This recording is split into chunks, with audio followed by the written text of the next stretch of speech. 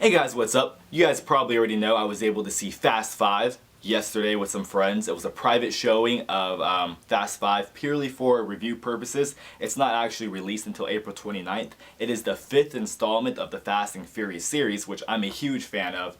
So I've never done a movie review before, but I will keep spoilers at the very end. I'll put up like a thing that says spoiler alert. That way you can leave the video and there won't be anything else for you at the end to watch. Just spoilers. So let me just get into it. This pretty much does take off from the ending of the Fast and Furious, the fourth one, which is now Vin Diesel, Paul Walker, Mia, like they're all wanted now. So they end up in Rio de Janeiro because now Vince from the first Fast and Furious has been living there, started a family because he blames Paul Walker for screwing up what they had in LA in the first movie. So now they're trying to pull off this huge job, like with this drug trafficking guy, like what they've been doing in the last two movies with the whole drug scene type of thing. So they're trying to pull off one big final job, which would let them live without having to do any more jobs, no running. They can get be free pretty much. And in order to pull off any big job, you need people. So this is where it comes into like a Ocean's 11 effect, where they get a whole bunch of people to pull this big job. But the cool thing about these people are they're all like the really cool people from the previous Fast and Furious movies, such as Ludacris from Too Fast, Too Furious, Sung Kang, which is Han from Tokyo Drift. Gazelle is the chick that Vin Diesel hooked up with in their most recent one. You know, that 80% devil, 20% angel chick. That was a cheesy line from Vin Diesel, but it was pretty funny. And when you bring a group of likable characters from the previous Fast and Furious, it's the whole atmosphere is pretty cool. When they all first meet up, they're all cracking jokes, and Tyrese Gibson, Ludacris are all just hilarious. And you even got the two guys that were pulling off jobs at the very beginning of the Fast and Furious, the previous one. They're there, Gazelle. They just brought all these cool characters together. Totally Ocean's 11 effect, but except much cooler because every single character they brought in. With the first Ocean's 11, you didn't know who any of these random dudes were, but with this one, you knew who all these dudes were, and they were all so cool, and it was let's see what happens now. So they get all these guys to pull off this big job, and of course they're all down because it's a lot of money. And with this job going on, now here comes Dwayne Johnson, The Rock. He's basically hired by the FBI to hunt these guys down at all costs, and which kind of makes it kind of hard. So now they're trying to pull this crazy impossible job at the same time trying to get this bounty hunter, almost it seems of The Rock, some crazy hardcore dude that the FBI gets to hunt down. And there ends up being a crazy fighting scene with Vin Diesel and The Rock, and they just throw it down. But anyway, so pretty much what happens at the end, I guess this, before I get to the spoilers, let me just get to what I thought this movie could have improved in. There wasn't any street racing scenes at all. There was there was one street racing scene, only one. And being a fan of Fast and Furious, when they first started off, it seemed like they were more into street racing, stuff you see your friends do on the streets. Now it's this whole crazy action-packed, suspenseful movie franchise, which I still enjoy the movies, but I did like it back when it was more, I guess, I could relate to, but it was more common, oh yeah, street racing, so cool. Even I know it's illegal, and I'm not telling you guys to street race, but I mean, I knew friends who street raced, and it was just a cool scene. Fast and Furious inspired me to the way my car looks, how it is. I just love it. And now this movie was all action, all crazy guns. The thing was, it was good action, it was good shooting scenes. There was a lot of shooting scenes. It was kind of like Call of Duty. It's pretty crazy. There's a lot of action. The very beginning of the movie, it's just non-stop action. It really pulls you in for the rest of the movie. And right when you think it's over, there's still another part to it. So I'm pretty sure it was a 2-hour movie. So what I think they should have improved on, more street racing scenes. They had an opportunity for a street racing scene, which they, instead of actually showing the street racing scene, they pretty much jumped to where oh yeah, they obviously won. So they started off from the street racing scenario until the outcome of the race, instead of actually showing it, which was kind of disappointing because everybody was all pumped up to see the race. They're like, oh snaps, they're about to race. They're about to okay, he won. Okay, cool. And then there was another street racing where they're all racing in police cars, which is pretty cool. Like it's like Tyrese Gibson, Paul Walker, Vin Diesel, and Han. Yeah, all four of them are racing in police cars, and it's pretty cool. That was a pretty cool scene. And yeah, I forgot to mention Tyrese Gibson was also one of the guys they pulled together from Too Fast, Too Furious.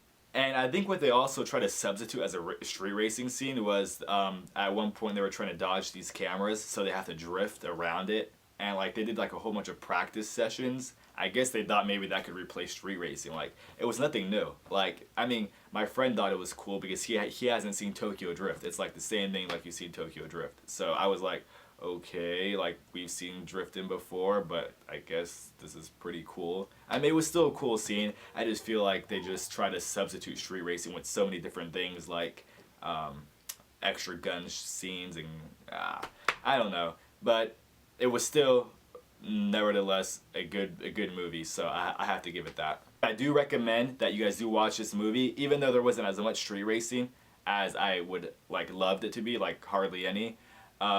It was still a great movie. Any Fast and Furious, I mean that my friends don't even like haven't seen the rest of the Fast and Furious series, or like two of them didn't, and they still thought it was a good movie. So I highly recommend you seeing this movie. I will probably be seeing it again April 29th. Yeah guys, so I would give this movie out of 5 stars 4. The reason I say 4 is like 4 as in very good.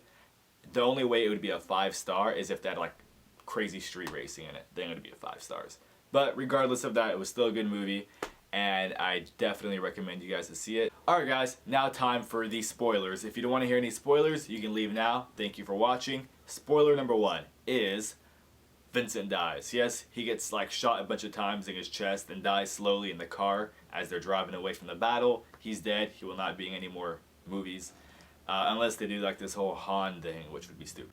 Now, Letty, this is the biggest spoiler right here. Letty is not dead. Letty is alive. At the end of the movie, Eva Mendes from the Too Fast, Too Furious, the undercover Latina chick, she comes into The Rock's office and is like, check this out.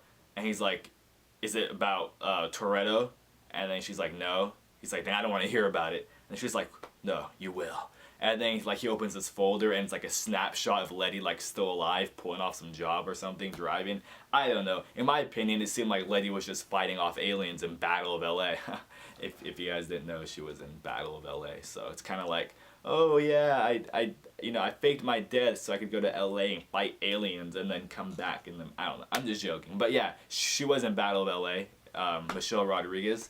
So it looks like there will for sure be a 6th Fast and Furious with Letty, which is awesome, and I can't wait to see it. I guess the 3rd spoiler would be, I think I already told you guys anyway, Mia's pregnant, so at first she doesn't tell Paul, but then she does, so this makes this whole thing, like to get the money, even more important. So yeah, now how the movie ends. Pretty much The Rock, The Rock, he has all his men, his little bounty hunters, they all die. They all die in this huge war battle by the drug lords people. So now The Rock's like, okay, so it wasn't Vin Diesel and Paul Walker who killed the federal agents on the train at the beginning of the movie, which everyone thought they did, which was why The Rock was sent to even get them, or kill them, or capture them, or whatever. So now he's like, alright, well let's team up, let's get this drug lord guy. So they're, alright, yeah, let's team up. So they break into the police station where the vault is held with all the money, and like The Rock smashes in the wall, creating a hole, and then Vin Diesel and Paul Walker pull up with 2 Chargers, I think. Correct me if I'm wrong, but I think they pull up with 2 Chargers, black Chargers, and they attach some hooks or whatever to the vault, and they're like revving their engine, they pull the vault out, and now they're on this high-speed chase throughout the city with this huge vault swinging left and right, smashing buildings and cars left and right. It's pretty crazy. And they end up basically slowing down, like the cops are catching up. They're like gonna get caught if one of them doesn't let go of the vault, or if both of them don't let go or unhook themselves. So Vin Diesel's like, look dude, you're gonna be a father now, just go on. And then Paul Walker's like, no, but Vin Diesel just turns around with the vault, and now he's going against traffic with like oncoming with the police cars are coming towards him now. So he's going, now he's whipping his car like back and forth, you know, I whip my car back and forth, I whip my car. No, okay. But he does whip his car back and forth with the Volt behind him, swinging back and forth, smashing cop cars left and right off this like bridge they're on. Cop cars are flying, crashing, and he ends up killing like the main drug lord guy at the end. Like the Volt just flies, bam. Vin Diesel like jumps out the car, it's a crazy roll onto the street, and you know, he thought he killed the guy. The guy, you know, pulls out a gun. Vin Diesel's like, oh, yeah, he's dead. Vin Diesel's about to die. But Paul Walker, to the rescue, shoots the guy and saves Vin Diesel. He's like, oh, you came back for me, blah, blah, blah, blah. So, yeah, basically, they're just standing there on this bridge. All the cops in the city are dead. Everyone's dead. And, like, they have this Volt. And The Rock shows up. He's like, all right, guys, good job. We killed him. I'm going to give you 24 hours to get the hell out of here because I'm going to come get you guys, you know. I'm still going to get you guys.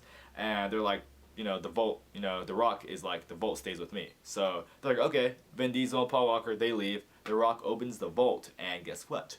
There is no money. So within this whole operation, which you will see in the movie, they have a 10-second gap. I think Mia's like, all right, guys, you got a 10-second gap, go for it. And this is the part that they don't show at the time, but they'll show you like as The Rock is opening the Vault. It's like, there's no money. Then it cuts to what happened. So it's like kind of like an Ocean's 11 effect. Now they basically switched vaults under this bridge, like a freeway bridge, while they're driving. They like switch vaults, which is crazy because the vault's huge.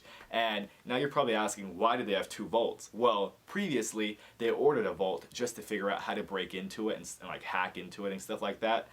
So when they get the real one, they'll know how. So they had a spare vault, so they switched the vaults out, which is now meaning they have all the money and they live happily ever after. And that's pretty much how the movie ends. Up until the point where I told you the spoiler how Letty's, you know, not dead. But it doesn't show how anybody spends their money. Oh yeah, it actually does. Like the two Brazilian guys or whatever, they like double all their money out on casinos. Tyrese and Ludacris buy these crazy cars. Paul Walker and Vin Diesel are now on this island or beach area living happily ever after with Mia. And Vin Diesel's with this parole officer or patrol officer chick, which you will see throughout the movie. She's like The Rock's assistant. Anyway, and Han hooks up with Giselle, which is the girl that we thought, you know, the 80% angel or devil, whatever chick from the previous Fast and Furious. They hook up together. And yeah, that's pretty much it. They all live happily ever after. And the movie ends right as if Vin Diesel and Paul Walker are about to race. Like, legitimately. Like, no money down. Just they want to see who's the fastest. And they don't show even that racing part.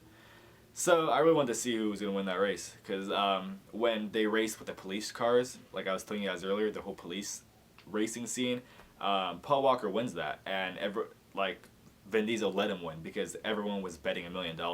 If they pulled the job off, you know, they just bet $1 million. And Vin Diesel just gave him an early baby gift. So they wanted the race for real, but they didn't show it. Oh, why didn't you show it? That would have been like at least a good racing scene I could have seen at the end. Anyway, it was still a good movie, like I said, guys, and that's how the movie ends. Jamin just wrapped up another pump up. You know, that's what we do.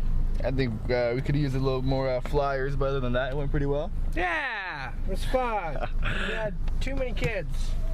You can never have too many kids. Never too many kids. They were like, I just got that. Something like that. That's what it sounded like.